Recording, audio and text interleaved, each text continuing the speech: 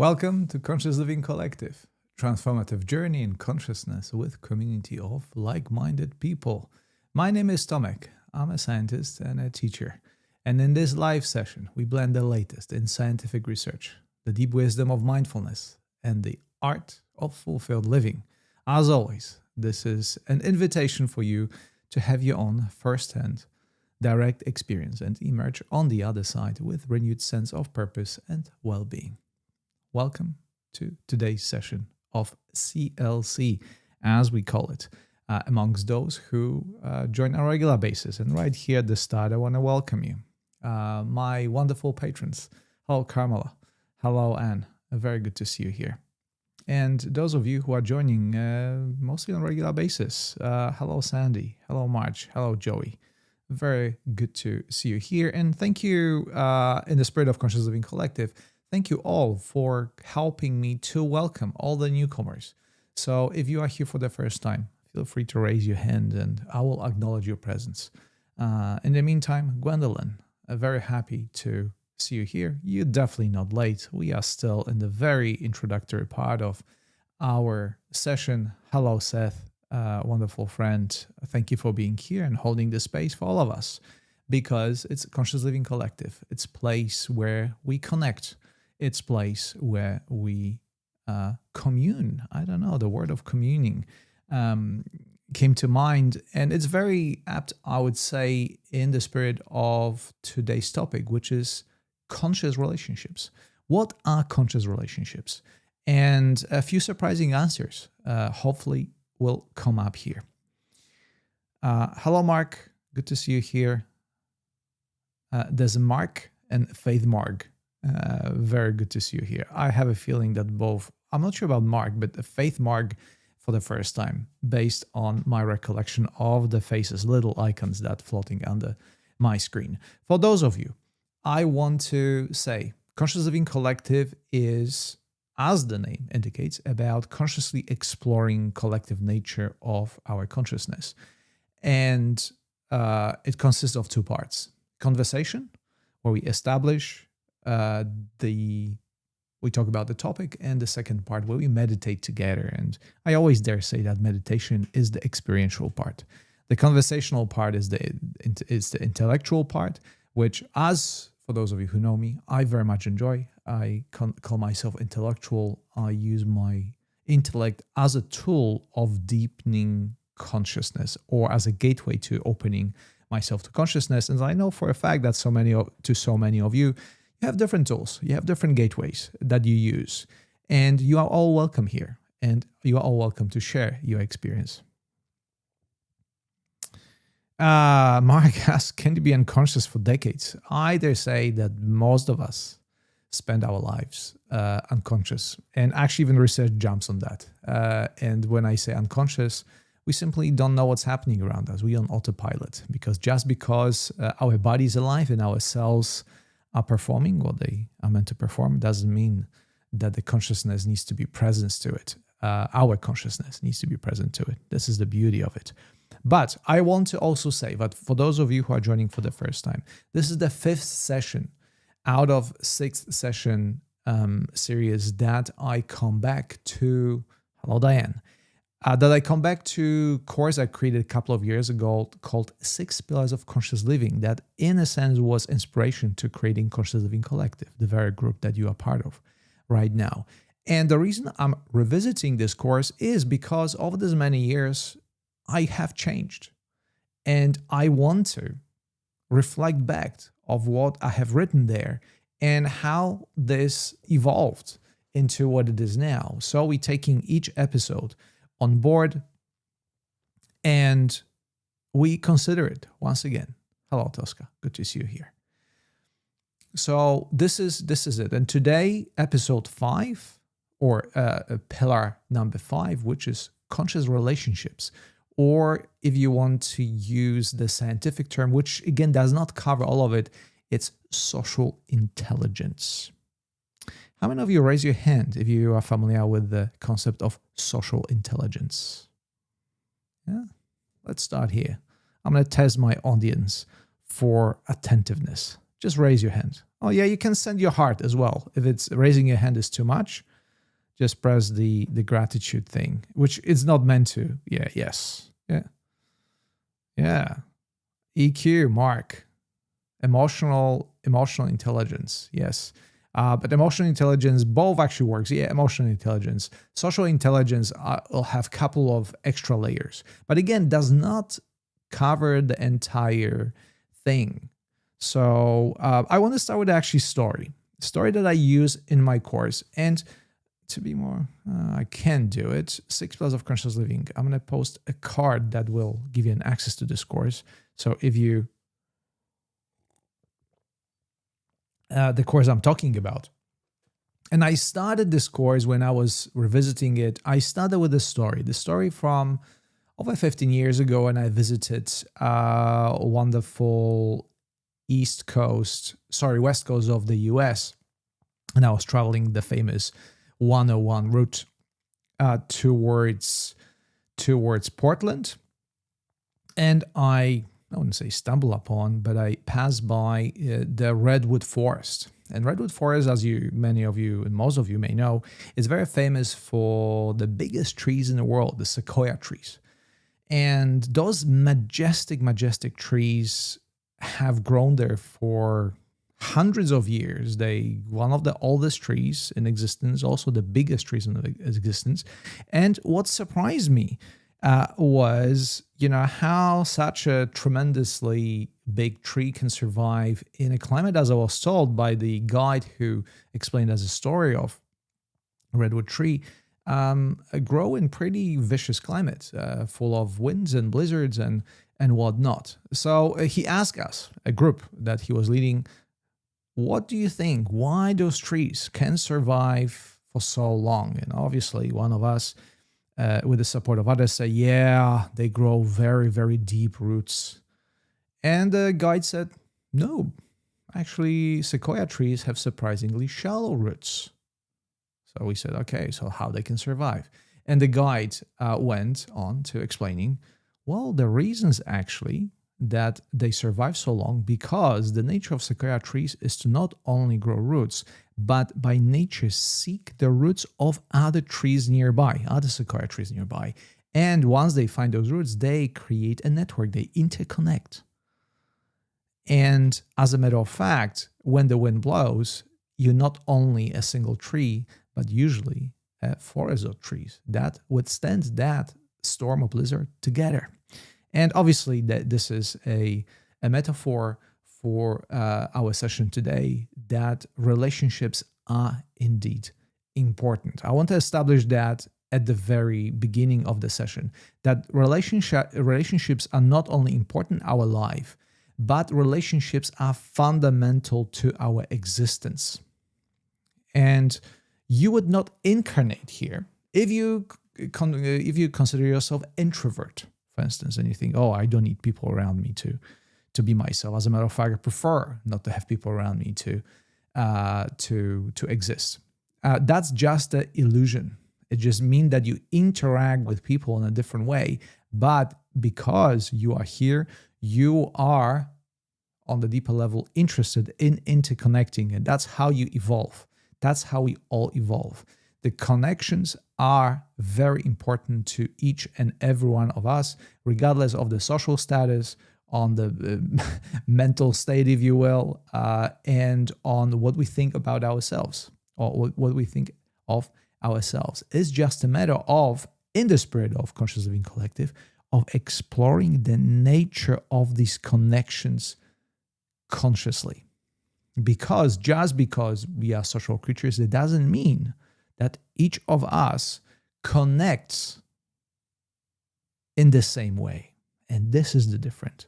We are all socials, but we are connected in a different way. And maybe this is the first thing that I want to mention in terms of relationships. Everybody connects, but everybody connects differently. And the second part, which is something that I consider, hello, Austin. Very good to see you here. And have I acknowledged? Of course, I acknowledge your presence. At the very, you are one of the first one joining. Of course, thank you, Anne, for being here. Yeah, Pacific Marxist, Pacific Coast Highway. Dahlia said, sadly, fire is destroying that tree network. Yes, fires are raging across the world right now, actually in Europe. Before I experienced fires in Australia just a couple of years back. Now the fires are raging in Europe. I know there are fires in California not so long ago, if still not present there. But what I want to say and come back, the nature of human relationships is of the most fundamental, I want to say value, but importance to us. And without conscious relationships, our life will not be fulfilled. And you are here to experience these. The human incarnation, if you want to use this term, is very much embedded in creating those connections in a different way, but still, that's the fact, scientific fact. We know that humans are so-called social creatures, and we thrive when we connect. And we build together. The world that we see, it's not a result of work of many billion or billions actually that came across this planet, individuals, but people that work together, that connected, that shared ideas. And to give you an example, nothing that you see in front of you is possible by work of a single man. Hello, Mary. Good to see you here. For instance, what I mean by that, there's not a single person on the planet that can create or build an airplane. Doesn't matter how smart that person is. In the building of airplane,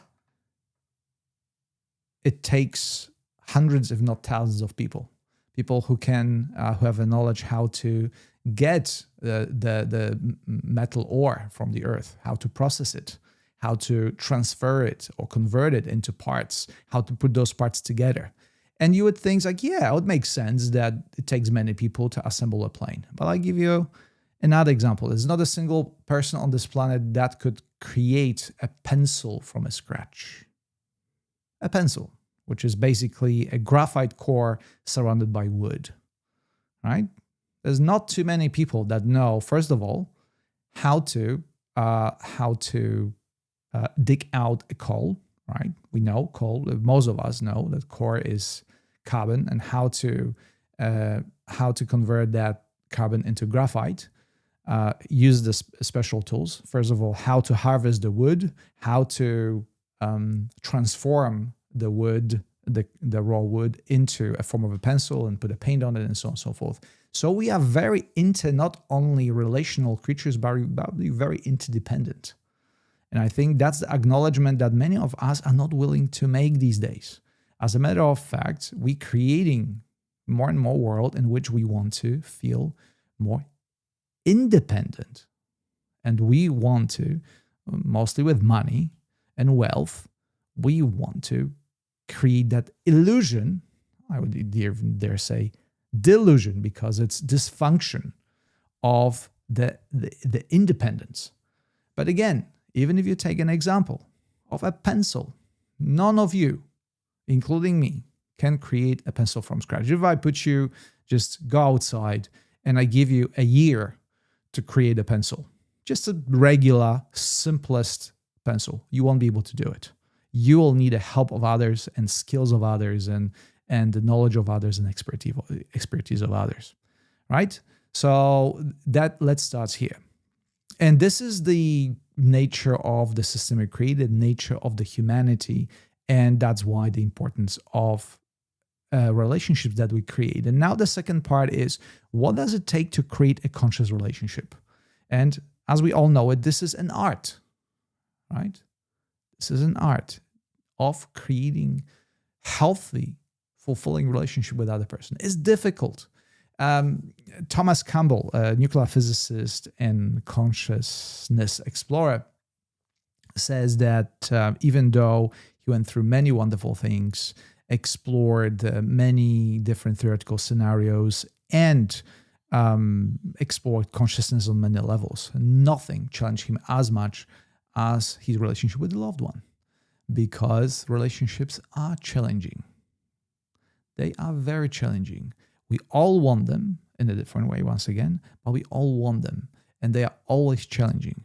And now I want to present to you a maybe controversial or counterintuitive proposal. And the proposal is that, by definition, relationship, in order to have relationship with others, you need others. You need to communicate with them, and you need to be better at it.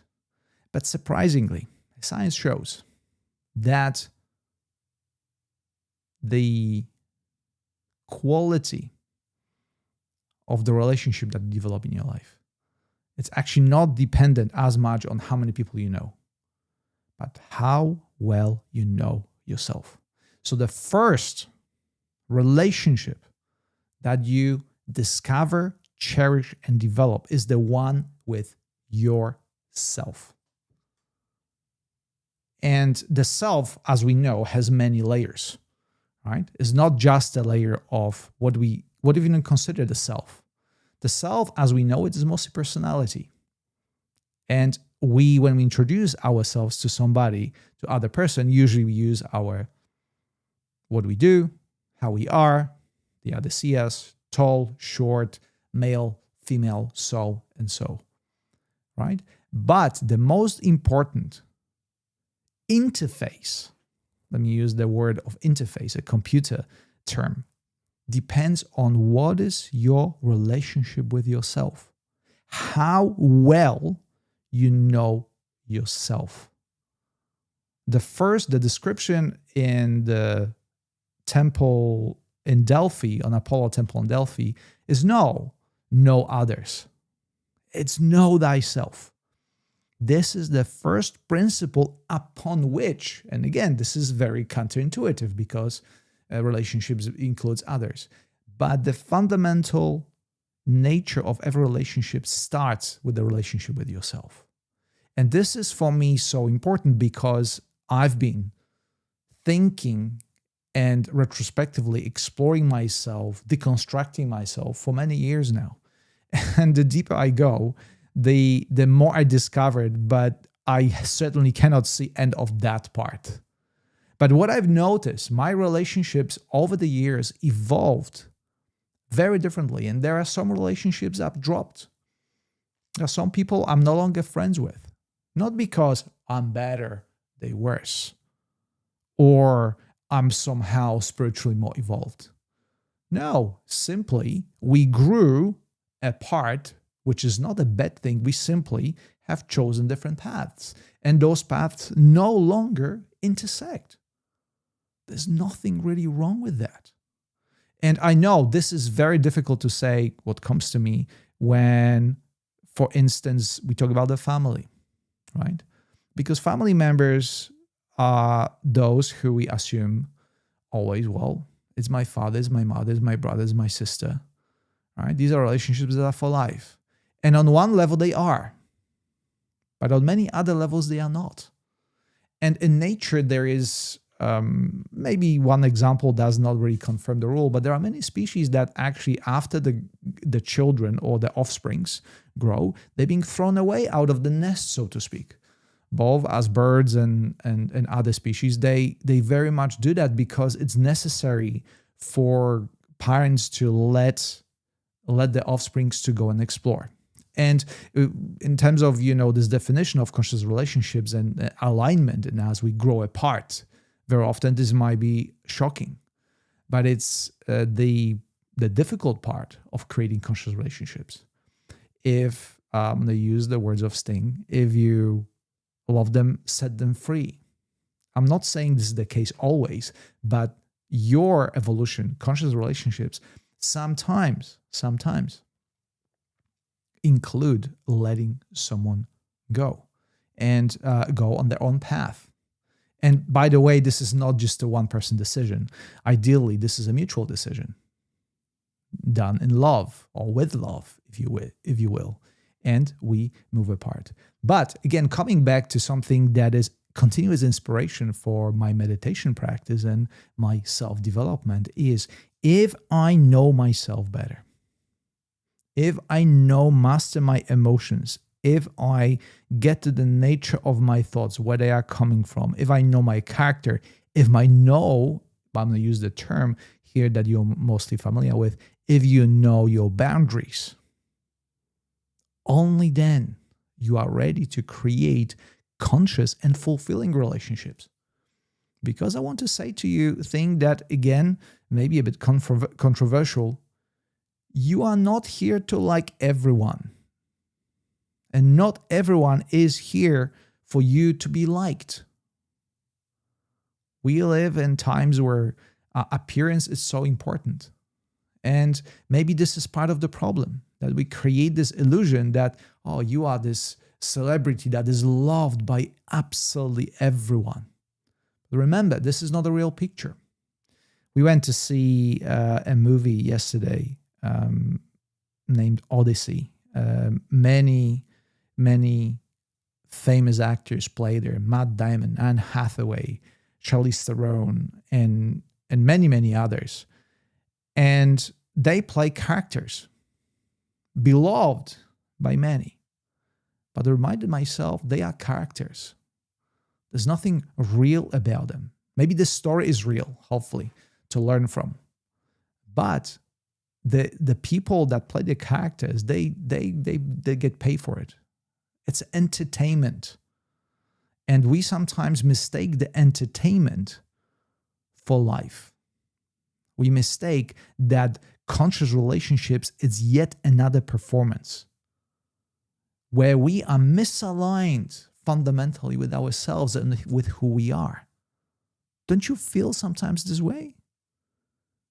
When you get into a relationship that you want to get to know someone, that you become an actor, and some are better and some are worse at acting the role of the self. And when I say the self, it's just a personality. It's a character that you play in order to get what you want. Feel free to raise your hand or send a heart or whatever as expression of that. Yes, Seth, know thyself. It takes just one partner in the relationship to shift the energy when there's an imbalance. Thank you, Seth. All right. Using Michael Jackson's quote from one of his songs, I start with the guy in the mirror.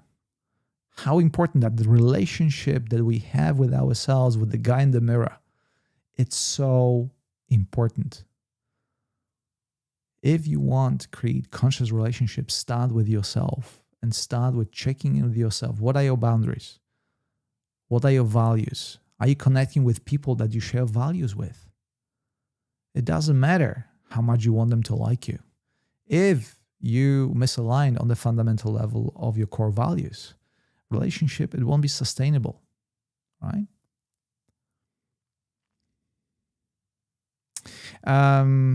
Yeah, Carmela raised her hand. Thank you. Austin, when I saw the Odyssey, I just wondered, will people feel what is intended, or will they just be blinded by the star power? Yeah, very good question. Very good question. I personally, I don't want to discourage you from watching the movie, but for me, Hollywood movies become just too intense. There's so much intensity, so much content, so much violence, so much, well, intensity, quite frankly.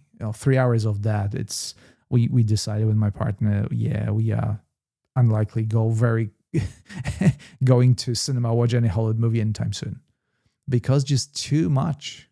And again, the overload of information sometimes, maybe, Austin, you're right, maybe it definitely covers the message that Homer created so many, thousands of years ago. Odyssey, it's the first novel, I was told. First novel ever written. It's a story, right? Still written in a poetic language, but still a first novel.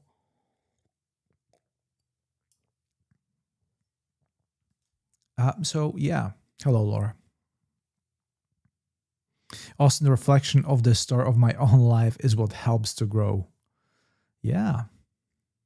Yeah. The first most important relationship before you start getting into other relationships. I think that's, for me, that's the problem. That's the problem I retrospectively see in my life, creating both romantic and otherwise relationships. They were very different in my 20s. They were based on what I can do to, what character should I play in order to satisfy the other person in front of me. That was the question that unconsciously I asked myself. What should I do to impress that person? Right? That's yet another Hollywood movie. That's a character. One person playing character that they are not, but they acting as if they are. And, they have fun. It's an entertainment. But I'll ask you right now, do you want to live your life as if it's a movie or as it's a part of entertainment for others? I don't think so. I don't think so. Many people that, again, are huge on social media, famous actors and so on and so forth, I pity those people tremendously. Those people, they have no freedom of acting who they are and how they are. They are so much bound by the character they play. And I'm not talking the characters in the movies, but they also play, even more so, a character outside, in the spotlight of the cameras. They have to act in a certain way. They cannot say what they want. They are not free to say what they want. They are very much constrained. They have to be very careful. They have to curate their content. And many of us, I think, feel inspired, quote unquote. I do not feel inspired by the movie stars. On the contrary, and I very much pity the life, and how terrible it is to be constantly on your guard and only say what your agent will tell you, or quite frankly, a bunch of people advise you to say in order to keep your fame. Otherwise, it's so easy we live in a cancel culture. Just one wrong word and you're gone, and people say, oh, what a disappointment. You fell out of the pedestal of my delusional view of you. Because keep in mind, all the famous people, they live their lives, they function exactly as every other person. It's just in our minds, they somehow they work and they act differently. They are very much the same. They have the same emotions, the same thought patterns. They meditate or don't. They self-developed or not, and that's usually reflected in their work. Nance. But then I think it's also possible to fall in the trap of I must be perfect, or I must have a perfect relationship with self before letting others in. Do you have thoughts on this? Absolutely, you're right. It's not about nobody is. We are coming to this planet as imperfect creatures, and imperfection is a very important of our lives. So it's not about being perfect, but being aware of who you are at whatever level when you come into relationships. And again, checking in with yourself if the relationship that you getting engaged with, and that starts with at any level. It can be a romantic relationship, it can be short-term relationship, long-term relationship, it can be relationship with a postman that knocks on your door, quite frankly. Check in with yourself. Interacting with anyone. Are you being yourself, or are you acting? Are you putting a hat of some sort of a persona that you are not aligned with? Right? Check in with yourself. Has nothing to do with being perfect. It's to do with being yourself. And I quite frankly, if you want to do the play on the words, being perfect means being yourself. And from different stands, different point of view, or quite frankly, from the point of view of different people, that might be not perfect. But again, as long as you are truly aware of who you are in the very moment, you are perfect in this very moment. Because you utilizing the measure of perfection is your ability to utilize your freedom to do who you are. Not on the level of personality, but on the level of awareness. And I want to come back to inspiration for meditation, right? Which will follow after our conversation. That's why we meditate. That's why we spend time sitting and observing our thoughts that are so repetitive.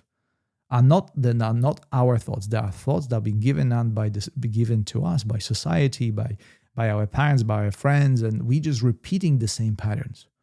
And getting freedom out of the repetitive patterns of those thoughts and conditioning, that's where the freedom begins. That's where you discover yourself.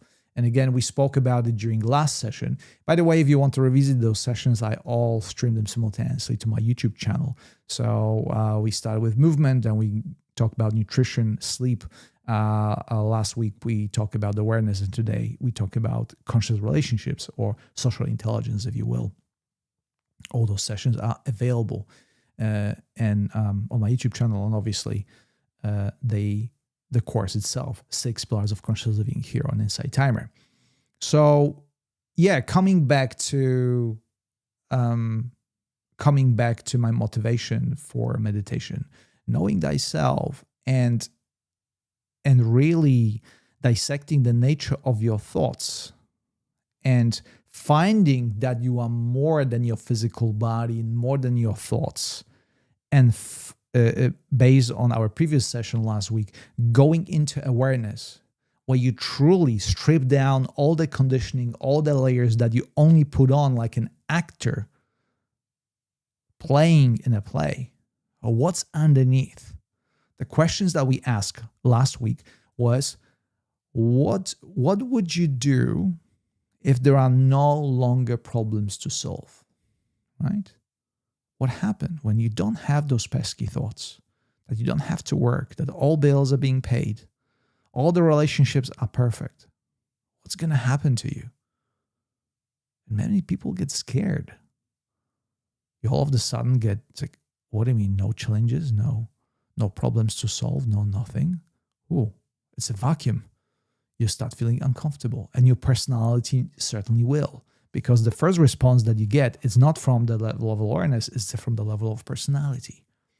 A lot of meditation teachers, a lot of advanced techniques invite you to go in an uncomfortable spot where your personality drops off, where actually the relationship you recognize yourself, the most important relationship, it's not with your personality, but with the deeper level of awareness. That's what you really get to know yourself. And then when you build your personality from the ground up, from the level of awareness, the nature of your relationship changes, because it's based on the truth of who you are, and not something that maybe your parents wanted you to be or your friends wanted to be, and so on and so forth. All right? So how interesting that we landed on discovering conscious relationships. We landed on the only conscious relationships that everything started off with, this conscious relationship with yourself. And that flows with boundaries, right? Yeah, we still want to be accepted. The need to belong is so strong. This is part of our nature. But again, the question is, Laura, and all of you, do you want to be accepted, or do you want to be accepted for who you are? See the subtle and yet fundamental difference? Be accepted at all costs and belong at all costs, or belong and be accepted for who we really are? Do you want to be in a relationship, or do you want to be in a relationship when you can be yourself, you can be accepted of who you are? Right? Maybe that's a difficult question that many of us are asking. So very good question, Laura. Yeah, and this is questions that we do ask ourselves all the time. So, any questions or comments before we jump into meditation? There's almost 80 of us here.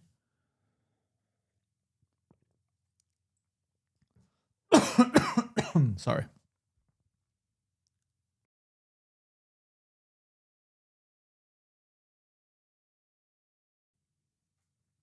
I just want to ask if you have anything to add.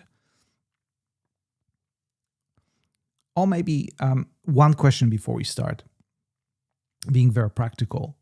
I'm sure that each of you has or had a very good friend, best friend, if you will, that you spend a lot of time with. What was the one thing? Think to yourself first before you say anything in the comment section. What was the one thing that kept this relationship going? Think to yourself retrospectively. Or, if you think about someone that you still have a relationship with. The one thing that in your mind, in your opinion, kept this relationship going.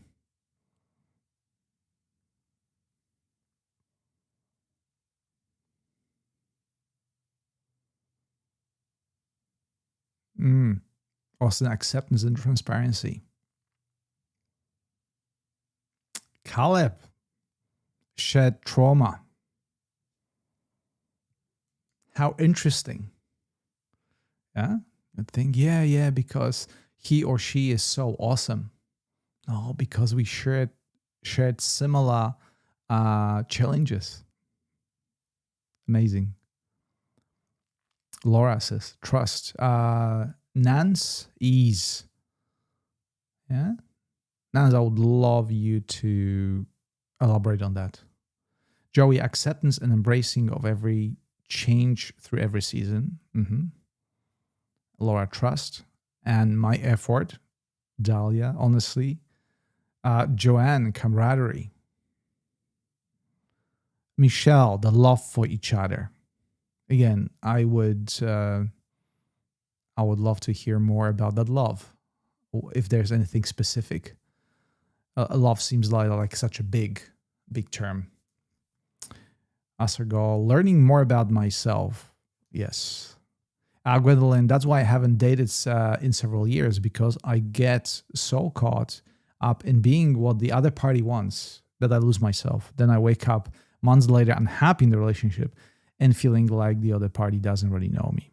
Yeah, that's, I think, Gwendolyn, thank you for sharing that. But I have a feeling the sentence that you just written describes 99% of the entire population. As we learn about ourselves, as we grow up, we all go through that stage and we mature our relationships.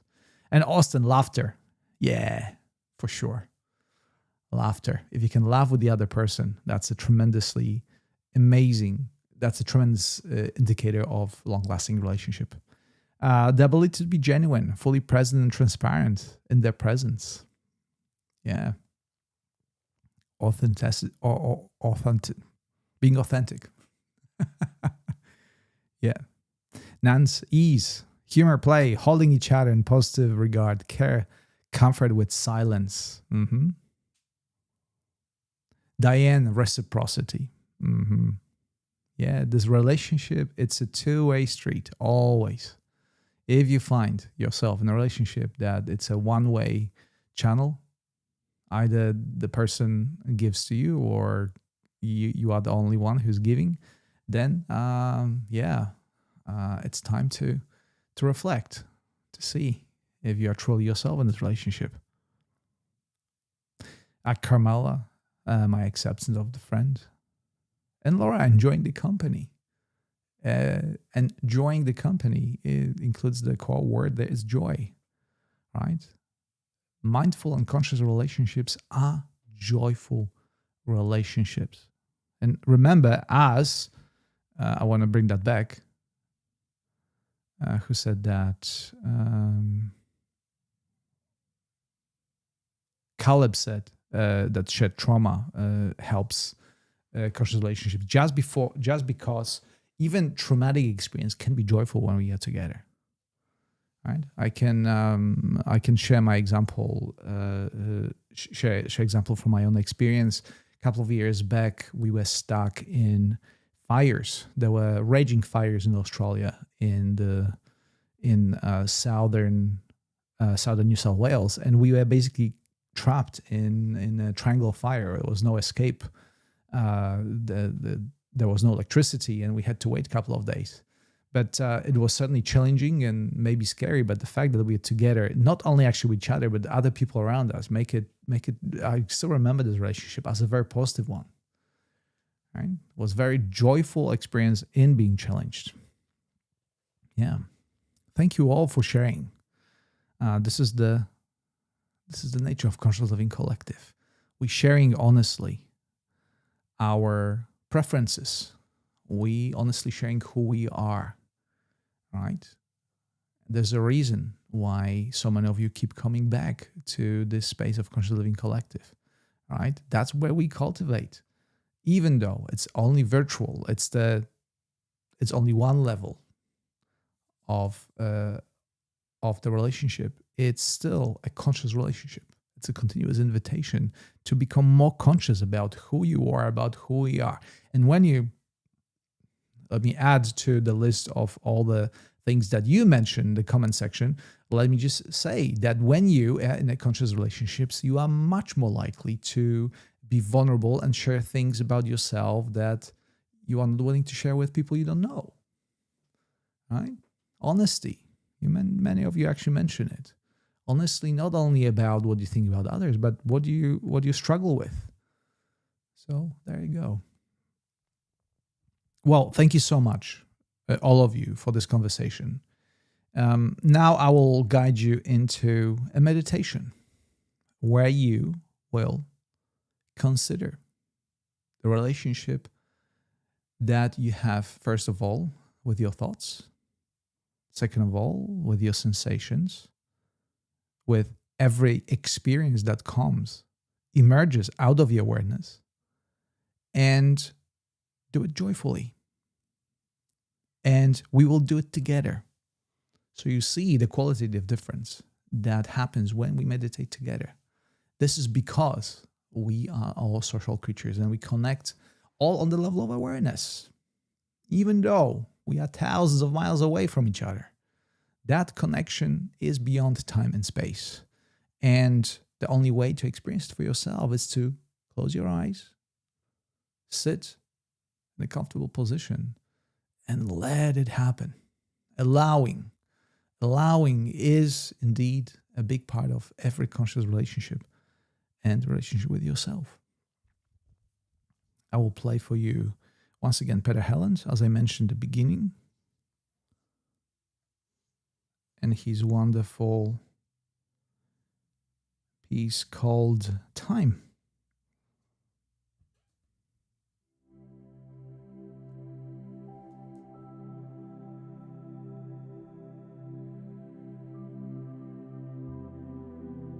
All right.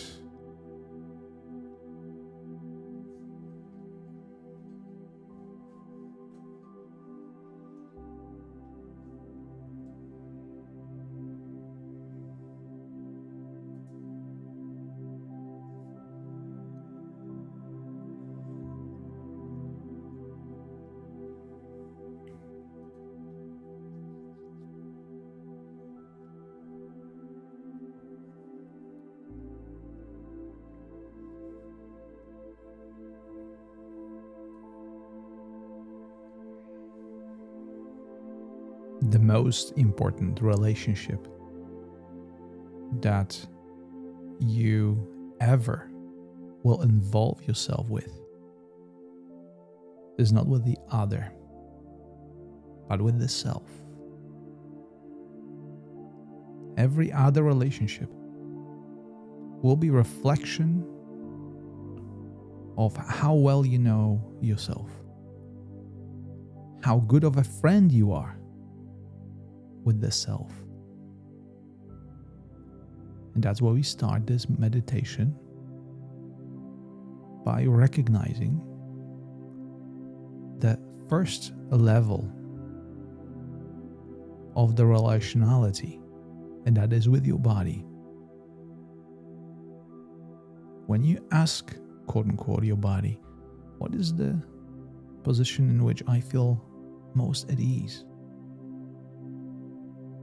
You may find that planting your feet on the floor, resting your hands in your lap,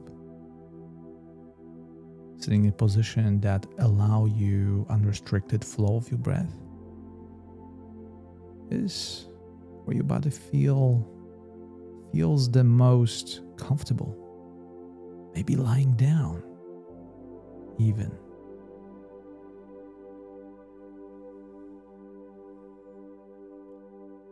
And if you haven't closed your eyes yet, now it's a good time. Because when you close your eyes, the world in front of you disappears. And your awareness becomes more expanded around the internal landscape. In science, they call it interoception. It simply is the awareness of the fact that you are more than the surrounding. The circumstances define you only when your eyes are open. When you close your eyes, the other world emerges. The world of inner sensations, presence, and awareness of your thoughts. Because with what you will find very quickly is that thoughts will keep coming. Thoughts that you have not chosen to experience, and yet they are still there. So ask yourself, are they my thoughts? Have I chosen to experience these thoughts? And if the answer is no, then simply let them pass. Using this simple principle, you are not here to be friends with everyone. You have a choice to talk to someone, to create a relationship with someone. If you find that this thought or another is not of your liking, simply let it pass. Just watch it passing it by you.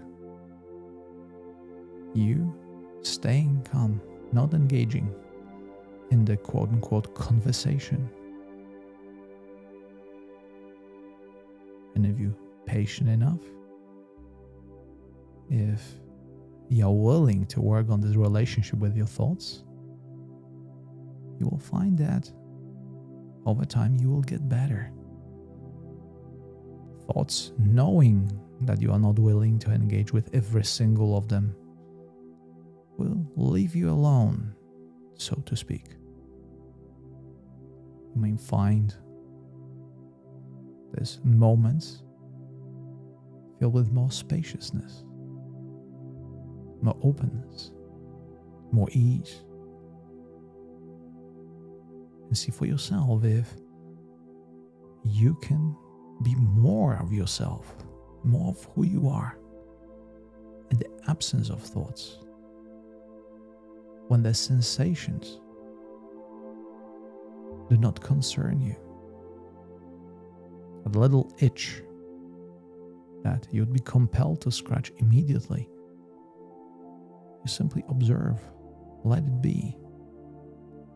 As it passes away, eventually, it turns into stillness, openness, spaciousness. So right now, let me invite you to explore on your own, joyfully, all the aspects of your relationship with your experience, and use it as a training ground for yourself, where joyfully allowing everything comes your way as is, you choosing the nature of this relationship.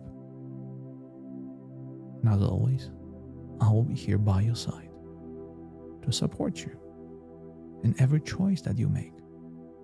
walking my own path, exploring on my own, and bring you back when the time is up.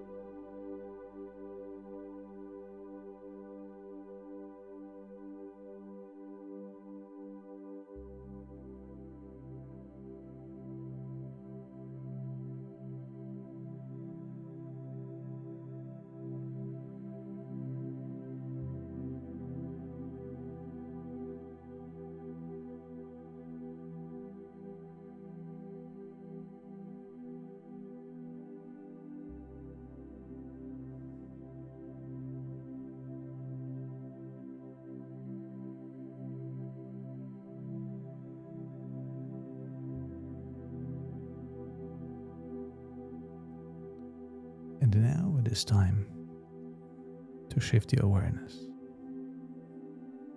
back towards your body, the vehicle of consciousness and conscious exploration of this physical world. See how it feels to be in your body, the vessel of your awareness. Explore the state of the physical sensations with your awareness after the period of conscious exploration. Can you feel a difference? What is your new relationship with your physical senses? Test the field of vision, the brighter and darker spots in front of your closed eyes. Hear the sounds with new ears. Perhaps there are smells or tastes that are vaguely present when you take your awareness there. And finally, test your sense of touch, how your feet connect with the floor, the sensations in your hands when they rest, any part of your body that connects with the surrounding in any form, shape. Allow yourself to experience that as a way of returning to physical conscious awareness. Add some gentle movement, toes, fingers, gentle stretch. Waking up your body from the stillness.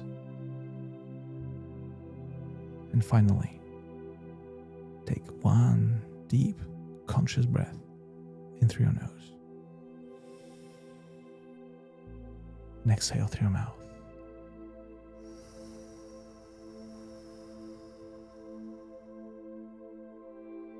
And when ready, open your eyes. And welcome back.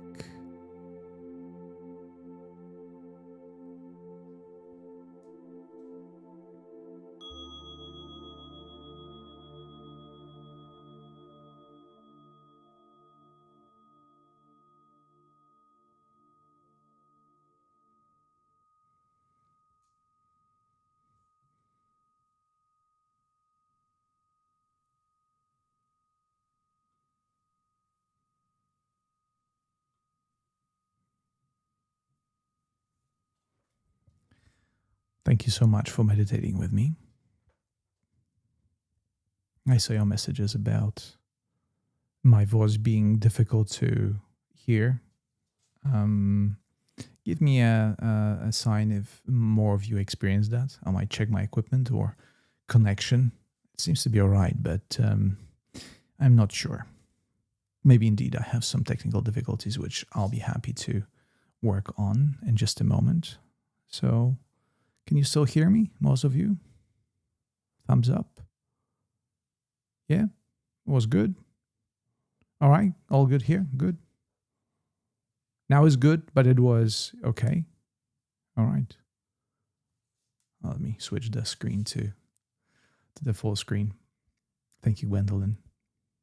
Okay. All good. Yes, perfect, okay. Beautiful connection with myself. Asargal, wonderful. Thank you all for meditating with me. Thank you for sharing this connection. It's always collective. Remember that. Whatever experience you had, it was supported by, well, almost 100 of us from around the world.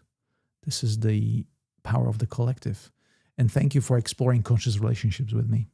I hope that somehow, some way, that intellectual part help you to connect deeper with yourself during the meditation part, and you can take something away and keep exploring, because let's face it, if I did anything, it was just the tip of the iceberg. And I supported you maybe on the way that you are, but the majority of the work is done by you.